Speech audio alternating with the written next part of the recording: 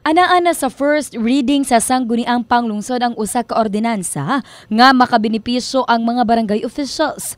Apan dili nila kini makuha kung buhi pa sila tungod ang benepisyo alang sa mga mamatay nga opisyales panahon nga anaa pa sila sa serbisyo.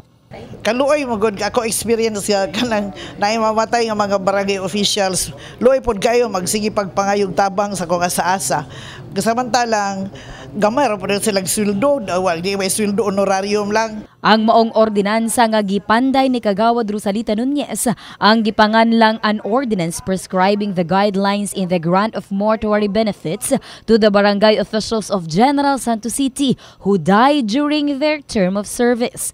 Nasayran nga gamay lamang kuno ang honorarium sa mga opisyales sa barangay, maong angay nga tagaan sila niini nga gikalipay usab ni Kapitan Lulu Casabuena. Well, that is a laudable shall we say, move on the part of Mayor Nunez. So I have to congratulate her for that because I think because of the meager, amount that the barangay official are receiving, giving that kind of incentive, I think that is very laudable. Sa pagkakaron, first reading pa lamang kini kung diin angay pang sutaon sa committee hearing aron nga masayran kung pila ang igahing pondo sa barangay kapitan nga mamatay o sa barangay kagawad usab nga mamatay dihang sila ana sa posisyon. Kapitan matay mo na ihatag, no?